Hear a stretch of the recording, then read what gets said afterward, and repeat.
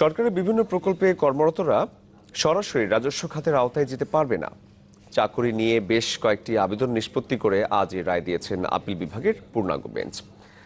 রায়ে আদালত বলেন, চুক্তিভিত্তিক নিয়োগ পাওয়া অনেক কর্মকর্তাই প্রকল্প শেষে মামলা করে সরকারের রাজস্ব খাতে নিয়োগ পাচ্ছেন। পাবলিক সার্ভিস কমিশনকে পাশ কাটিয়ে জ্যেষ্ঠতা লঙ্ঘন করে এমন নিয়োগে নানা জটিলতায় পড়তে হয় মন্ত্রণালয়গুলোকে। তাই পাবলিক সার্ভিস কমিশনের পরীক্ষার ভিত্তিতেই নিয়োগ হওয়া দরকার। রাষ্ট্রপক্ষ বলছে, এই রায়ের মাধ্যমে পেছনের দরজা দিয়ে রাজস্ব খাতে নিয়োগ পাওয়ার পথ বন্ধ হলো।